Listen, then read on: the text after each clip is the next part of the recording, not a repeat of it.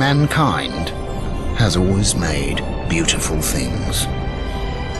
To be human is to create. And some of the most compelling art in the world has been made by some of its poorest people. This work has fascinated Western travelers and artists throughout history, and it fascinates me. Can traditional art survive the modern world? I'm off to some of the remotest regions on Earth to find out. In this film, to West Africa, to visit the Dogon people of northern Mali, who still live in villages along the inaccessible Bandiagara escarpment. I'm hoping to see what survives of their culture and their art today. If you believe in it as a powerful object, then that power belongs here. And I'll also be going south to Ghana to experience the power of contemporary art forms and discover how they play their part in modern-day Africa.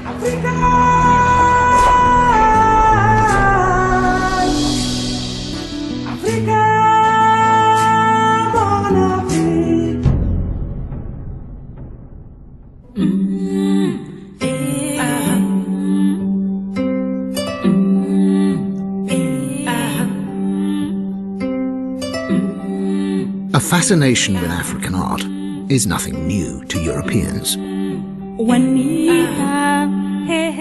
The Duke of Burgundy bought an African idol from a Portuguese nobleman as long ago as 1480. Many of these masks and carvings have a sacred purpose. They were designed to be used in spiritual rituals and dances. They serve as objects of power, also called fetishes, to communicate with the spirit world.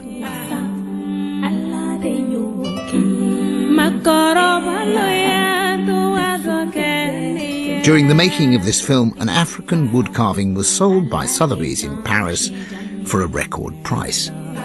It fetched over $7 million. Clearly, there's a strong desire for this work, especially the older pieces. But what does authentic in African art really mean? I'm going to start my journey in London.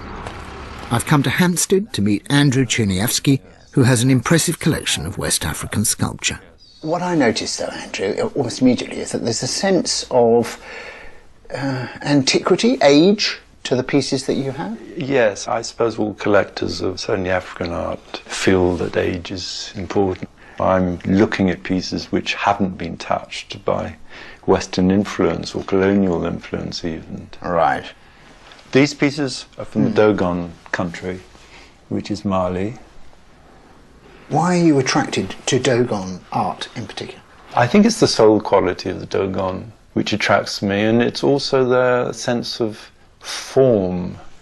I'd like to show you this, because this piece is, to me, it's an absolutely wonderful piece of art.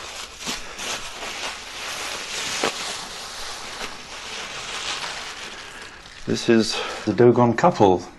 It's said to be Bombo Toro, which is a particular style. It's the most extraordinary feat to be able to carve a piece like this. Out of a single block? Out of a single block. And do you know what it represents?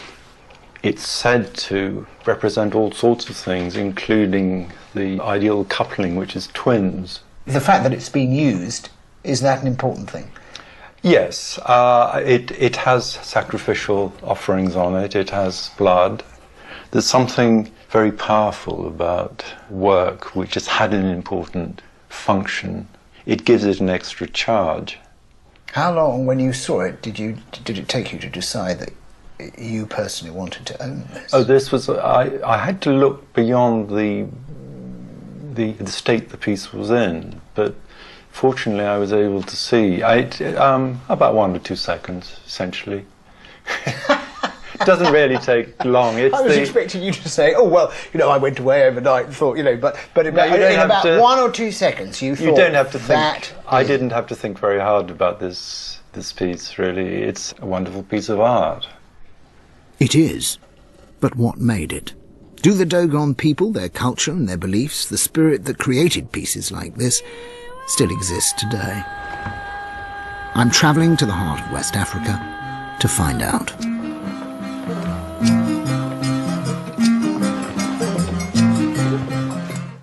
My journey to Dogon country took me via Amsterdam to Bamako, the capital city of Mali, then north again on another flight to the river city of Mopti.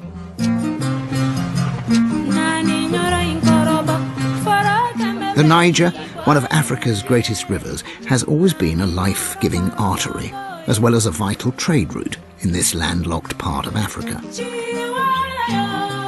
In the 15th century, Islamic armies swept across this region.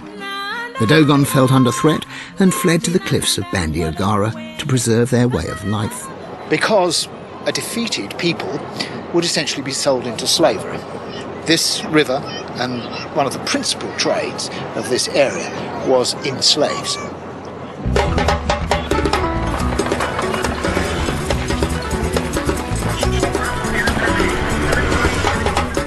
Dozens of tribal groups and different cultures collide and coexist in Mopti. It's still a trading hub today.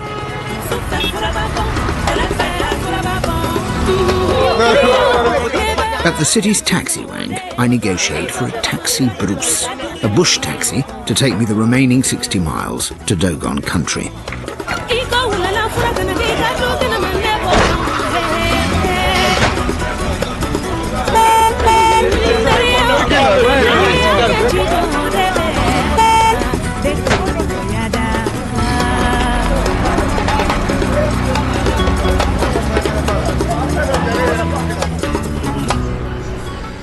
In 2010, Mali celebrated 50 years of independence from France. French, however, remains the official language. My own French is, I'm afraid to say, not much better than when I left school.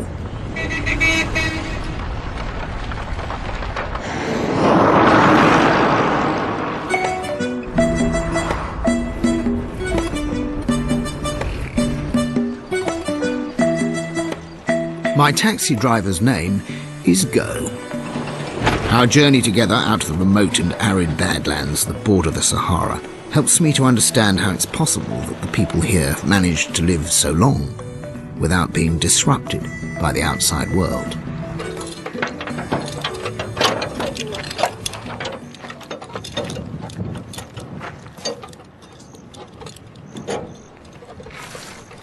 Ça va? Okay. Go's just filling up with oil. And this is it. This is the Bandiagara escarpment.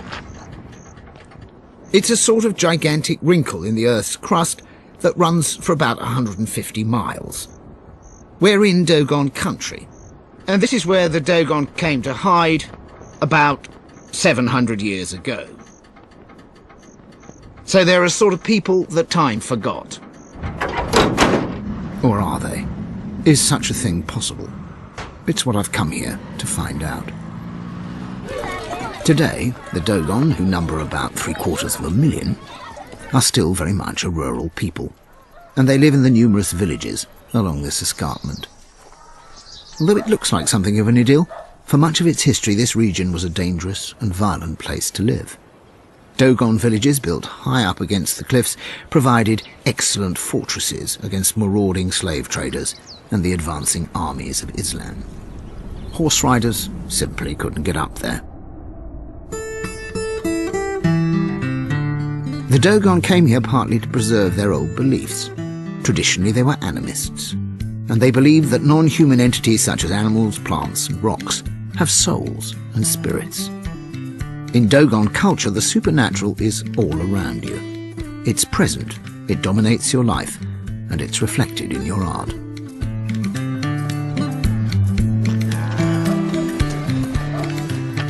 Arriving in the village of Kundu, I discover that the art, too, is all around me. It's built into the architecture. Wooden doors and windows are carved with symbolic imagery. These are charms and totems designed to appease the spirits and protect what's inside the buildings.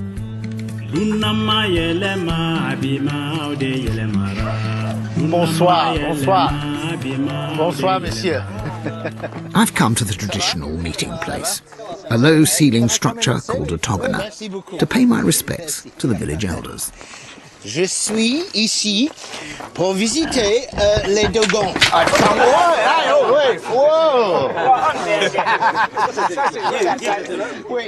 Every Dogon village has its own togana, and they're works of art in themselves. They're designed especially low to prevent anyone standing up and causing a rumpus during a meeting. The upright pillars are also intricately carved with symbols significant to each village. In the case of Kundu, it's the crocodile. The togana have sculpture on it.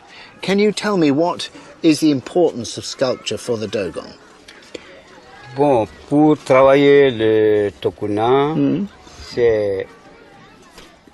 c'est ici il y a les artisans. Nos jeunes font les artisans. Nous-mêmes, nos jeunes, les jeunes de ce village travaillent pour le tokuna. Kundu is a village of less than 40 families, and I gather that today virtually all the men here work as sculptors and carvers. I've got with me from London some pictures of the Dogon twins that I'm keen to hear the elders' views on. Qu'est-ce que c'est?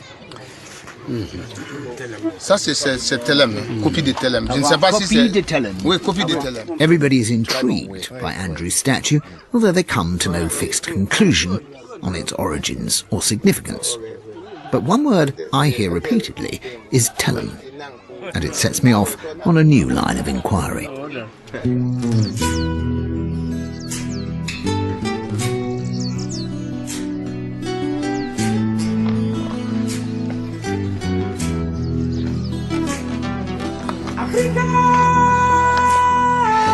Scrambling up the rocks to a cliffside village further along the escarpment, I'm following a path trodden by the Dogon for centuries, and also by a mysterious people who were here much earlier. Well, we've climbed up above the Dogon village of Yugaduguru, which we can hear down below us, to find the remains of the Telem. And in Dogon, Telem means as we found them.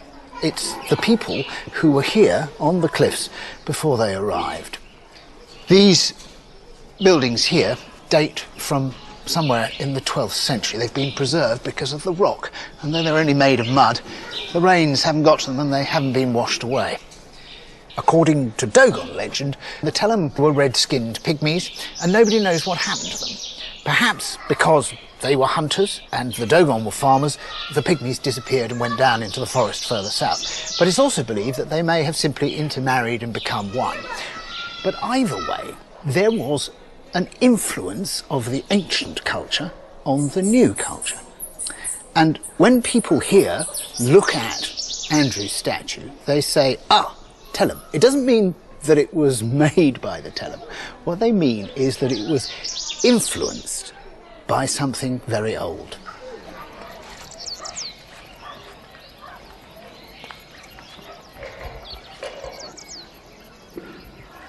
All around me, I can see evidence of people inhabiting this landscape from ancient times. The oldest cloth ever found in sub-Saharan Africa. Funeral shrouds made of cotton in the 11th century were discovered in caves in the cliff. Apparently, a trade still goes on where people rope themselves up, dangle over the cliff, and rob artifacts from unexplored places. The artifacts are then copied. The copy is shown to the customs and a certificate is issued, and then the real thing is brazenly taken out of the country.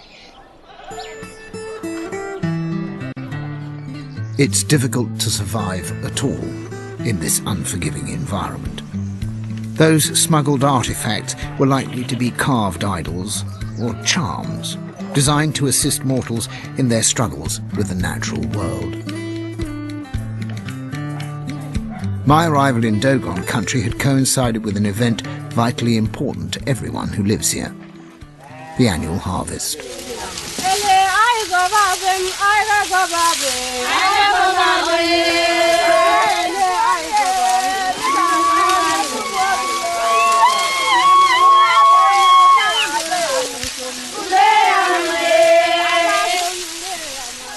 We're harvesting millet here, and it's very dry and the seeds are coming away already. And millet makes beer, it makes cake, and it makes porridge. And this year is a particularly good year. The harvest is excellent. There's plenty of millet. But in the 70s, 73, there was a terrible drought. And at that point, people started leaving these villages in large numbers. And it was also at that point that the heirlooms, the family antiques, the old gods came out of the cupboard and onto the market.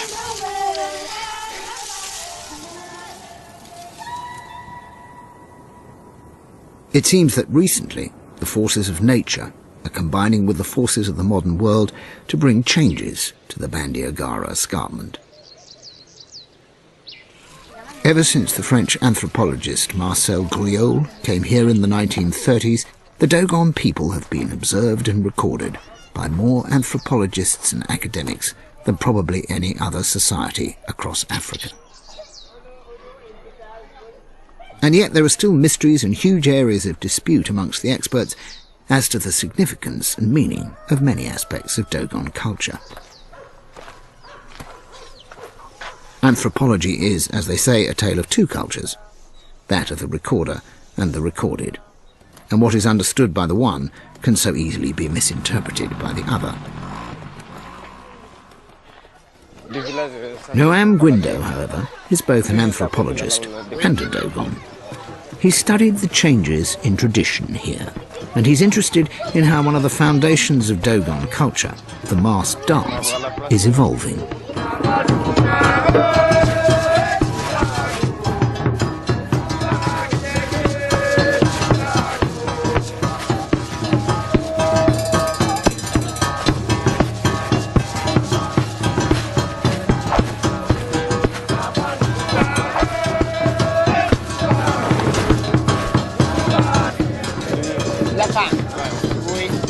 Masked dances are a quintessentially African art form that bring together sculpture, music and drama in one all-embracing experience.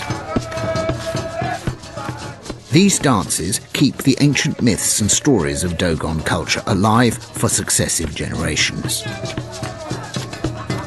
Many of the masks in motion here are similar to masks you might find fixed to the walls of Western museums and galleries. But there is a huge difference because they only come into their full meaning if you're watching them in the form of a dance like this. Et là, vous voyez tout de suite là, en fait, la danse de la création qui symbolise le masque qui symbolise la création du monde. Parce que l'histoire, c'est la création du monde, la révolte de la créature contre le créateur.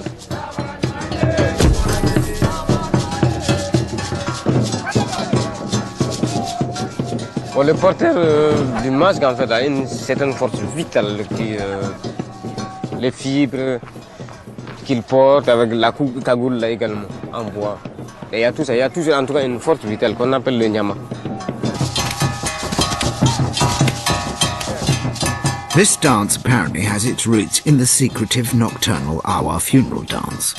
The primary purpose of the dance was to lead the souls of the deceased to their final resting place. But Noam explained that what we were now seeing was in fact an adaptation, and that the dance was performed not at night away from watchful eyes, but in broad daylight, for outsiders and tourists. However, it's extraordinarily powerful. There's no doubt about that. What I'm seeing is something which has, for me, the great virtue of showing that you cannot really understand the art of this sculpture and these masks until you see this dance.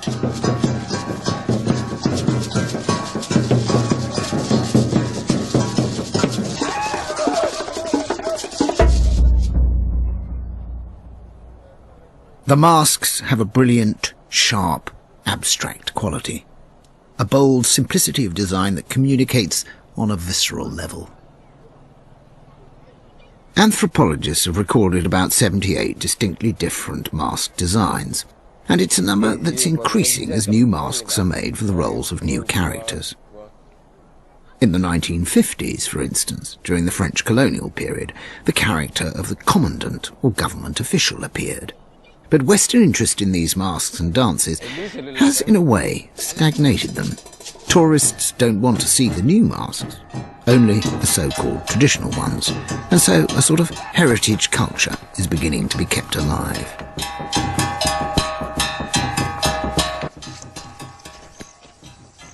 Traditionally, dancers used to make their own masks.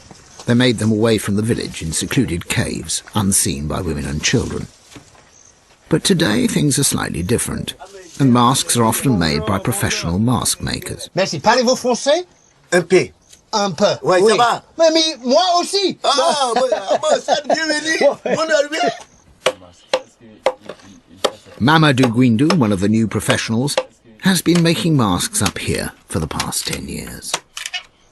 What Mamadou is making here is a mask which he freely admits is for a tourist performance. And of course, the tourist performance has introduced a whole new realm to the carver's work. Previously, when he made a mask, he would go to a tree, he would offer sacrifices to the tree. It was very important to keep the tree a living thing, so he would only take a branch, but here the tourist is slightly changed. What? For moi? Me? Moi? Well, okay. Yeah, it was very important in the past for a tree, for the life force of a tree to be preserved. Now, what's interesting here is I'm being allowed to make this as well, which in the past... Ooh. Mind your toe. It's not, I have to say, as easy as it looks. On il faut couper comme ça. Ouais, comme ça. À côté comme ça. Ah oui, merci. I want to see this mask kit that I'm making in operation because I think it's going to have extra sort of detail, holes in it that probably are not part of the original conception. There's a very a good story about somebody making a mask in Nigeria, and it was a very important sacred mask. Not a mask, I think it was just a statue. And as they're making it, somebody else standing in the room goes, "Oui, bon, see, I can talk and do it at the same time." There's somebody else is standing by and says, "That's not the way. That's not right. You haven't got it right there. Bring it over here." And they hack a bit off it, and they change it, and everybody makes it to do the job that is required. The idea of authorship, which is our own sacred cow, is not quite as important in some parts of Africa as it is, shall we say, at the Royal College of Art. What? Oh. Wait. Oh, God. Wait. Oh, comme ça. Oui, très bon. Magnifique. Now, you've worked as an anthropologist here amongst the Dogon since 1989, and you are a Dogon yourself. What do you see as being the future for the Dogon? Il y a beaucoup de choses quand même de la culture qui sont en train de partir, de mourir. Par exemple, le Ogon, ça existe dans beaucoup de villages. Aujourd'hui, il y a beaucoup de villages où il n'existe plus d'Ogon en fait. Pour l'instant, le Dogon est en train de subir une mutation culturelle en fait. Sous l'influence de nouvelles religions, les études, l'exode rural, les touristes, et puis quoi encore, bon, il y a le trafic, disons le commerce, des choses comme ça en fait. Mais dans l'avenir en fait, bon, il y a un petit danger quand même, parce que la culture est presque en agonie. Mais le tourisme a encore contribué en même temps de revenir, en tout cas, dans ce masque.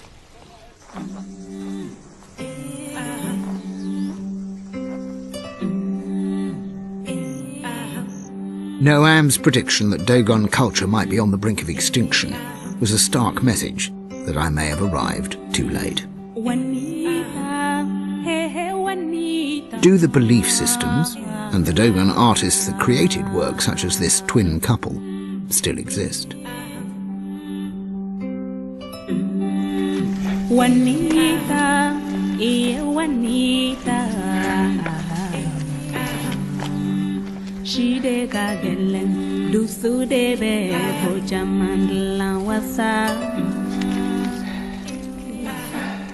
We're on our way up here to meet a man who I hope will be able to help us, because he's a man who has various skills. One of them is supposedly to be able to harness the power of magic. But the other is to make special statues. And obviously, Andrew hopes that his statue is special.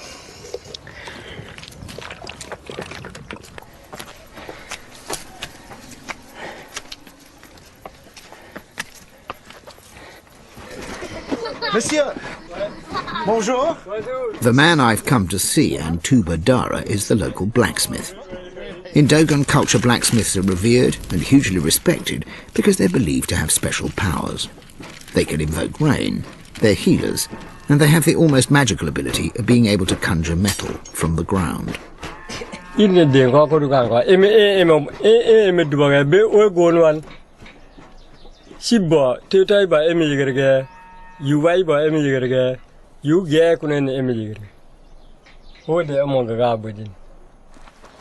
Dogon blacksmiths are by tradition also responsible for carving dege, sacred funeral statues made to appease the spirits of the dead.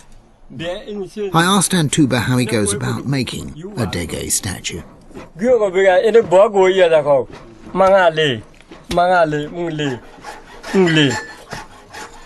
What Antuba is explaining to me is it is necessary when making certain forms of statue to involve Nyama, the great life force, in those statues. Partly because people are not as animist as they were, these statues simply aren't made anymore in the same numbers. But he made one recently for people in another village, and those people had heard of his capabilities, his creative impulses, the fact that he would do it correctly, making sacrifices here, and so they came to him to make it. We can't see that statue because it's an entirely private matter. But one of the key reasons I've come to Dogon country is to see if these special statues, the ancestor dege, which are used as fetishes to communicate with the spirit world, are still in use. I now find out that, though now rare, they do still form part of Dogon tradition.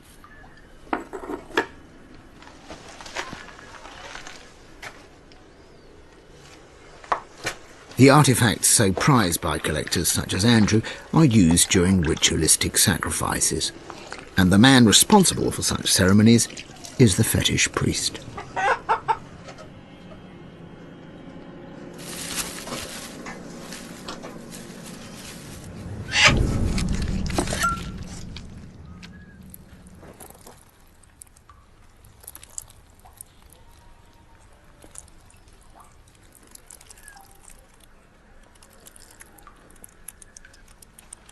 The sacrifice that we've just seen is to ensure a good harvest next year.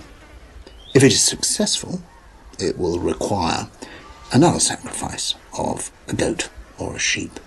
In other words, the whole point of the sacrifice is whether it works or not.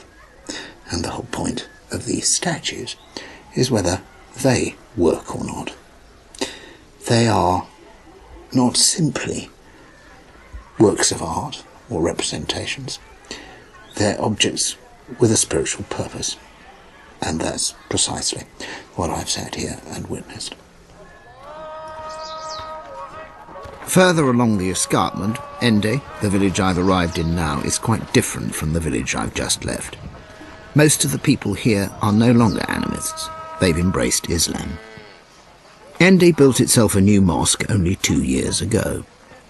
Orthodox religions like Christianity and Islam have had a major impact on Dogon culture.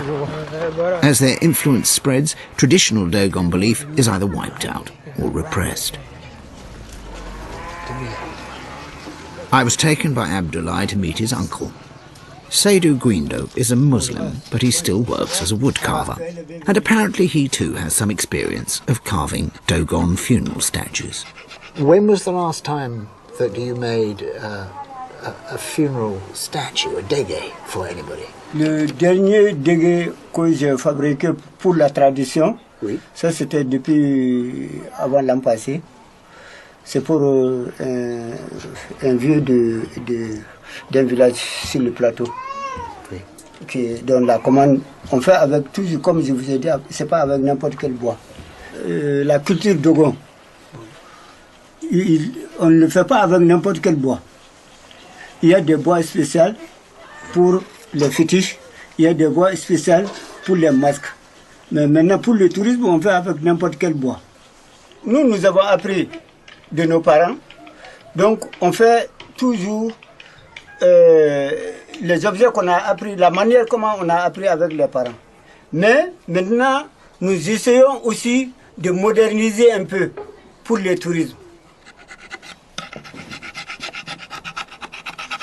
Bon, c'est moins puisque ici maintenant la population, la plupart sont devenus musulmans. Donc la culture, le fétiche, il y a eu beaucoup de diminution. Oui. Non, ils n'aiment pas, ils disent que tout objet qui ressemble à la personne est prohibé, que Dieu ne veut pas ça. Mais nous, on le fait, mais l'islam ne veut pas les statuettes. Oui. Pas du tout. Much of Dogon art is based on likenesses of the human form, forbidden, of course, by Islam. So I worry that Seydou's role as a carver in Ende might now be precarious. But his own pragmatic approach to life allows Seydou to separate his faith from his daily work. Abdullah tells me of a storeroom on the edge of the village, where I can see many now disused statues. Bon. Avant, donc les gens ils adorent ça comme le dieu. Ils vont arroser ça avec des poulets, soit avec un sèvre. Et une fois que tu as eu besoin de quelque chose comme des héritages ou quelque chose comme ça, comme on prie aujourd'hui, comme on prie les dieux ou Mohamed. Donc comme ça, avant, il n'y a pas de dieu pour le Dogon, donc c'est ça que les dieux, on demande ça. Les anciens? Non, c'est pas trop ancien. Oui. Là, il y a certaines sont copies qui sont faites, et les autres sont 20 ans, les autres sont 15 ans, mais pas trop vieux. Donc maintenant, avec la religion, il y a beaucoup de musulmans, donc on n'utilise pas comme des dieux ça. Maintenant, on fait ça pour les antiquaires ou pour les touristes, oui. Mais pas pour les dieux. There's no reason why recently made statues shouldn't be authentic fetishes with a long history of working for the village. But I somehow doubted that these were. I sensed they might well have been made with that antique dealer in mind. However, Abdullah tells me that though in this Muslim village it's forbidden to have an authentic sacred statue on display, they do still have one hidden away. So we've now come to ask the chief's permission to see this ancient fetish.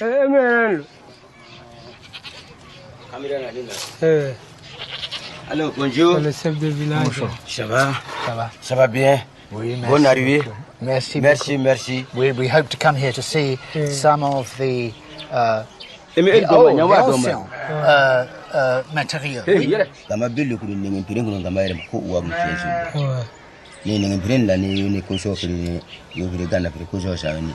Ouais. Ah. C'est pas tellement obligé de prendre les photos ou des choses comme ça. Oui. Okay, there's been a lot of concern about bringing this out, and before showing it to us, he had to consult with the elders because these are, and this is really important, these are secret objects.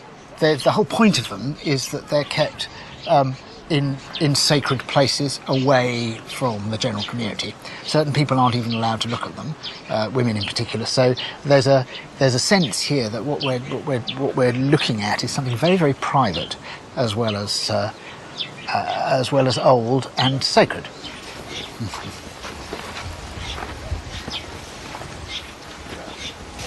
Oh, okay.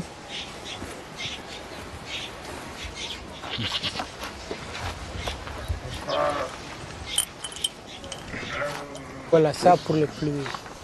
S'il y a des pluies, I was interested to know how old this carving was, and also, as Ende had converted so wholeheartedly to Islam, why the village still kept it.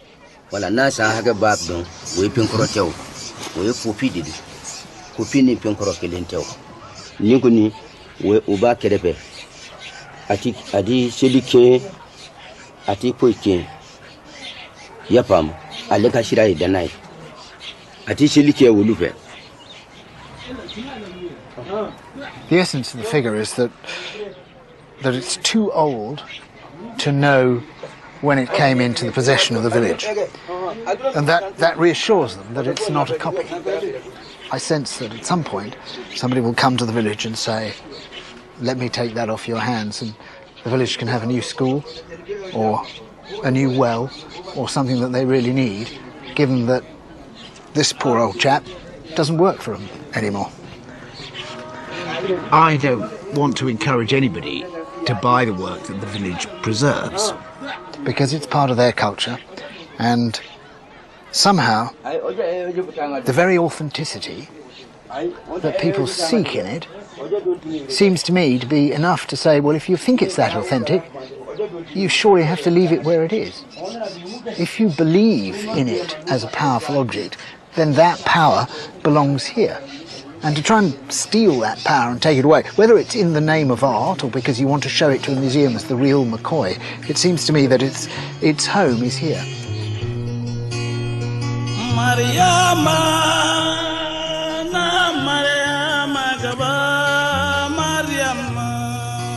In Dogon country, I've seen a way of life and an art that's under immense pressure. Much of this culture now seems to be surviving as a sort of heritage Africa, on display for tourists. And I worry that the Dogon are in some way sentenced to becoming a living museum.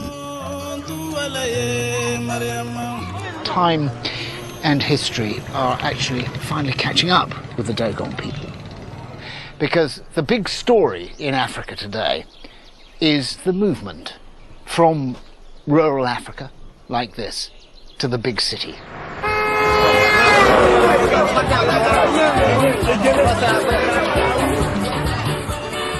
700 miles due south and a far cry from the cliffside villages of the Bandiagara escarpment, I'm still in sub-Saharan West Africa, but now in Ghana's capital city, Accra. Not only do Dogon people migrate south, but their art too finds its way to the cities. And this is where my investigation into Dogon art takes on a new twist. Abu Bakar is a respected dealer in African artifacts. I meet up with him where he works in Nima district. In Ghana, we have good carvers who can even carve a Dogon piece in here and make it old.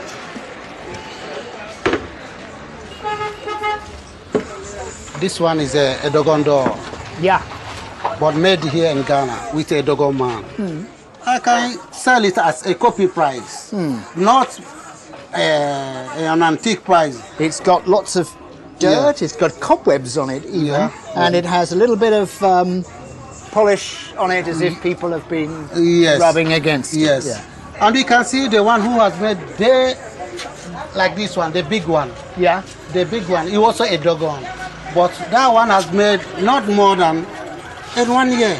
This is the one I'm talking about. It's a fine thing. Yes, this is the one I'm talking about. Yeah. Here's the crocodile. The crocodile. The crocodile totem. Yes. Yeah. And this door looks like it was made, well, made 100 years ago, but in fact it was made. It's not more than 1 year. 1 year old. Yeah, yeah.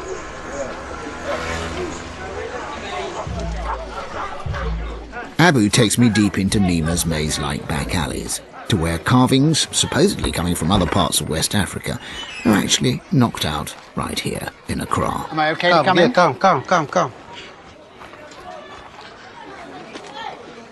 The craftsmen have left before we get there, but I can see where they worked at aging artifacts. Those are some of the chemicals they use to make it old. Yeah. So you can see.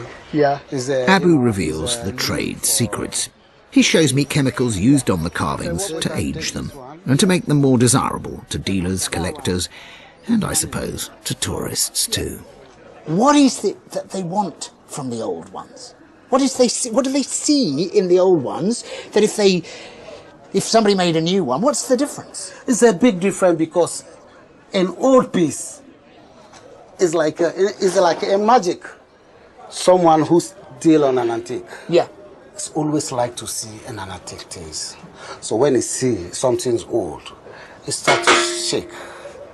It starts to shake because he love it. And it's different, but it's a new, he can never panic. But if you saw an old thing, an antique dealer, exactly when he saw it, it will panic. It's just to look at his face, it will panic. They just want the real one. They want the real one. The real one. Everybody needs the real one. The real, authentic African art. Reminded of Andrew's snap judgment when he first saw his Dogon couple, I want to know what Abu thinks of it. Okay, this is a very old Dogon piece. And I can see, I'm not seeing it physically, but on the camera, I can see that it's old. Right. But to find out a piece, whether it's old or not, you have to see it physical, hold it in your hand and see. Then you can tell whether it's an old piece or it's a new piece. Okay. But all I can know that is the work is beautiful. Do you think this piece, do you think this piece could have been made in Ghana? No, we can make this kind of piece in Ghana, but it won't be the same carving as this. What do you mean it won't be the same? It won't be the same because the hand carving are different. It will be the similar, but the same tic-tac is to be different. This one is really carved by Dogon. But we can find in the market here, the same type, same carving, but different handwork. Because the way they cut the eyes and the baby, it's different with someone who did it here. The exact significance of Andrew's twin couple still remains a mystery to me. The statue, nevertheless, seems to be authentic. It was most likely made and found its way out of Africa prior to any tourist trade in artifacts. In a gallery in downtown Accra, many other beautiful West African works are on sale. There are wonderful Dogon pieces too, a ladder and pillars from a Togona. But who really knows if these pieces are old, or whether they were made yesterday? Does African art have to be created in a pre-colonial time warp to be authentic? Especially when so many original folk art forms are made here today. Fanti flags are rooted in Ghana. They're a terrific, exciting folk art that's uniquely African. This strip of Ghanaian coast is the Fanti people's traditional homeland, and they're still the major ethnic group here today. Unlike remote and isolated parts of the interior, such as Dogon country, international influence has played a big role here since the 15th century. There was a trade with Europe on these shores before Europeans knew that America even existed. The Portuguese landed here in 1471. Later came the Dutch, the Danes, the Swedes, and the British. It's no surprise, therefore, that Fanti art and culture has absorbed and reflects a connection with the rest of the world.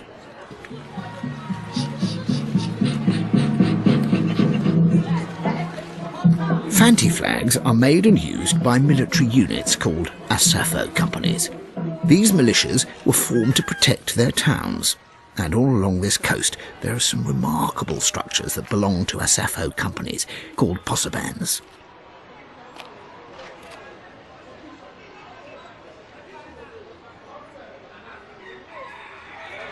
Asafo companies use their posabans to store weapons, regalia, and the prized company flags. The foundations of these posabans may be centuries old, but the structures are regularly rebuilt and resculpted, so their elaborate decorations deliberately keep up with the modern world. For me, these posabans are a folk art that's extremely sincere. And quite mysterious at the same time. And it's expressed in an enormously vibrant and exuberant way. There's no irony here. I find this whole presentation, this vibrancy, this graphic exuberance, stimulating and ultimately very, very rare in the modern world. It's knockout stuff. Asafo companies still thrive, not so much as fighting forces, but as groups with a ceremonial purpose. Fanti ceremonies use their traditional art to bring the community together. In the town of Cape Coast, I've been invited to witness the adoration of a baby girl, the daughter of an Asafo captain. Events like this aren't staged for the benefit of outsiders. They're an integral part of people's everyday lives. An adoration is a bit like a christening, but with better rhythm and more passion than I'm used to. Hello. This is the baby who this afternoon is being adored. And with good reason, I think, as you can see. What's the name of the baby? Mamyara. What a pretty name. Well, I feel I've adored the baby for long enough. I must give the baby... Who shall I give the baby to? Back to the mother. Vital to any adoration is not holy water, but 2 green bottles. One of Sprite and the other of schnapps.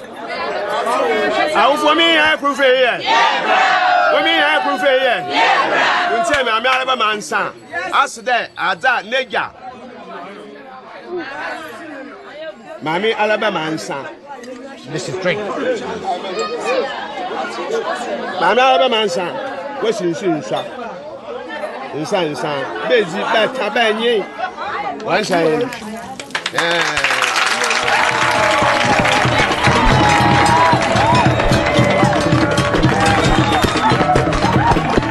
At the head of all Asafo regiments is the company banner, energetically displayed by a flag dancer.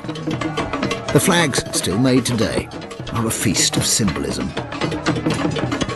This art form was developed to communicate status at a time when this society was comprised of so many languages and a high proportion of illiteracy. The designs are visual messages that have significance both to their followers and to rival companies. Much of the imagery is confrontational, aimed at provoking other Asafo regiments. Juanita, hey, hey, Juanita. Flags with a version of the Union Jack stitched into their corner give a nod to the British colonialists. And they've usually been made prior to independence in 1957. But the art of these flags isn't just a remnant of the past. Imaginative, witty new designs are still being made in Ghana today. Back in Accra, I met up with Amadou Baba. He's an art dealer and one of the city's major collectors. When I started 30 years ago, nobody thought about Asafo flag. Then until someone wrote a book about Asafo flag, then that's it. Even the kente, when I started buying kente, I could buy 50 kente in a day, 100 kente in a day. Now you can't buy kente. I mean, you hardly can buy one kente, and a good one, once in a while. Kente cloth is worn by the Ashanti people at ceremonial occasions. These are old pieces, but the cloth is still made in Ghana today. These are kente commissioned in the olden days for a chief, for a special occasion. And this is another, and the beautiful colours that come in. Absolutely superb. Yes. Absolutely superb. And everywhere you look... You this Ashanti ceremonial cloth is still a living art. And Baba reveals something even more modern and entirely new to me. My goodness. Land of the Dead. Fabulous.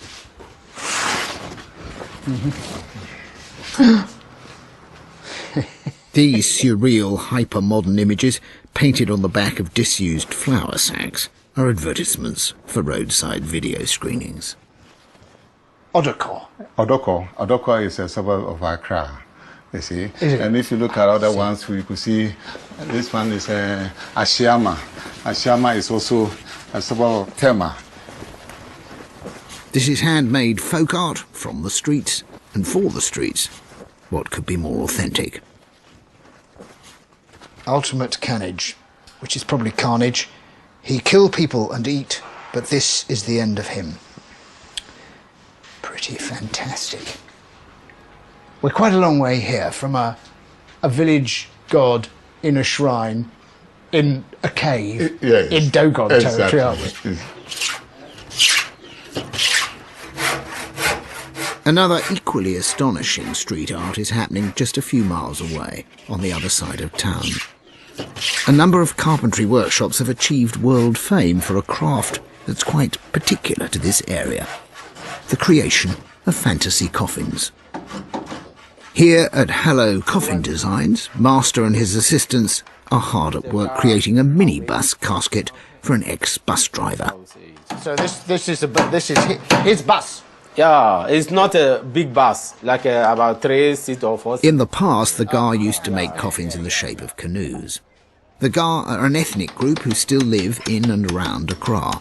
But today, their fantasy coffins come in almost any shape you can imagine, as long as it reflects the status and achievements of the incumbent. So this is what they look like after they've been painted up? Yeah. Yeah. Now we have some fish here, tilapia. Yeah. This is tilapia. Yeah. These coffins aren't designed to be kept in a cave and have libations poured over them. They're going to be buried, and along with their owners, they'll rot in the ground.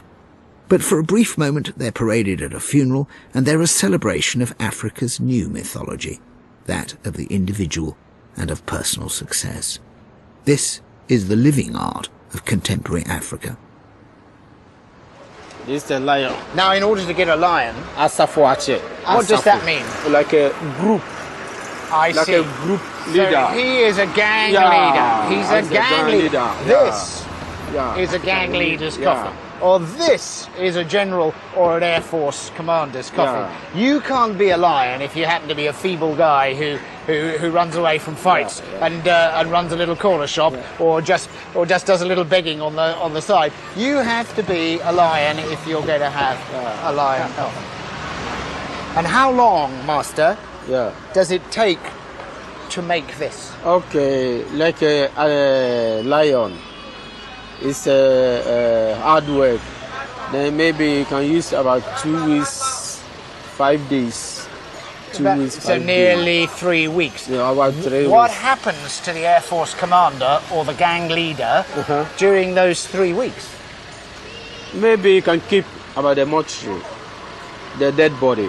You can keep the dead body in a mortuary. Then after 3 weeks, then you come and collect it. Oh, I see. So if your uncle, who is a field marshal, dies, you have to arrange to keep him in a mortuary, nice and cold, for a month before the funeral will happen, and you can parade this around Teshi and show what he was made of. Then any type you want, you are professional. Give it to me. I asked Master what he thought my coffin should be. He said he'd take some time to think about that. This is one of the latest creators called Agozo. His works show how far contemporary Ghanaian artists have moved away from figurative representation. When I arrive at the city's main art gallery to meet Nat Nuno Amofuteo, the former mayor of Accra, he's giving a talk on contemporary Ghanaian art. What fascinates me and what I love is that you can come here and see things that people have made. Absolutely. Our artists are now caught between a rock and a hard place. If you want to make a living as an artist, you create works that can be sold. Works that can be sold to, on a popular basis, means tribal-looking art. But why is there that emphasis, do you think? Why is there that emphasis in museums, galleries, and across the world? What they're trying to do is find because tribal. they cannot take contemporary African art seriously. They cannot take contemporary African art seriously. They all feel that the real art of Africa is what was around in the 1920s and 1930s. I mean, there's some great traditional African art, but we are in the 21st century. And we are trying to express the reality of the 21st century. So all these conspire to keep African art in that ghetto. But what excites me still, coming to Accra, is the sense that what you see is people do still make things for themselves. People still do. And that's a wonderful thing. This is one form of art. But the real, another form of art which is being created spontaneously is being done out there, in the street signs, in the signs on the taxis, on the advertisement for hairdressing salons, which is plastered all over the city. I mean, the whole city is one art gallery.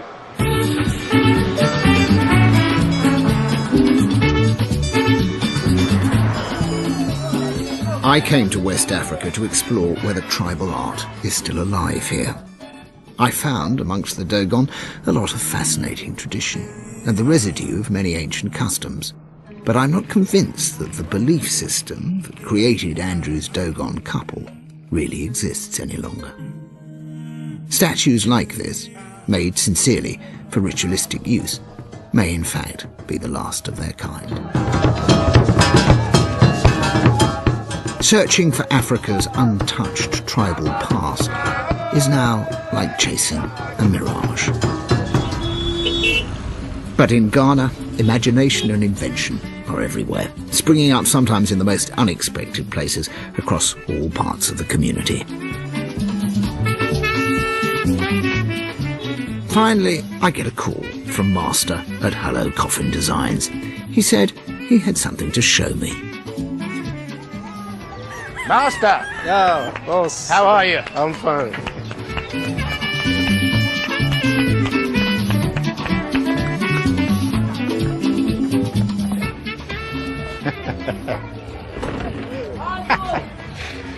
How wonderful. Look at that. It's got all the extra fittings. It's got a microphone and a wonderful telescopic lens. Master couldn't have made a better coffin for a television presenter, because perhaps those most guilty of perpetrating the myth of a perfectly preserved Arcadian Africa must be the media, photographers and the TV camera. You're late. Bravo. Yeah. In 1st century Rome, the philosopher Pliny said, "There's always something new out of Africa." He's right. Art's alive here, and it kicks.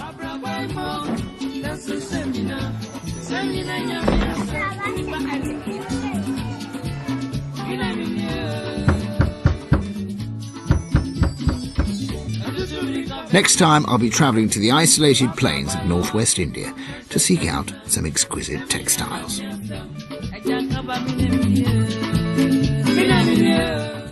Comedy tonight on BBC HD with Whites at 11:30. That's all part of our Friday night comedy, kicking off after EastEnders next.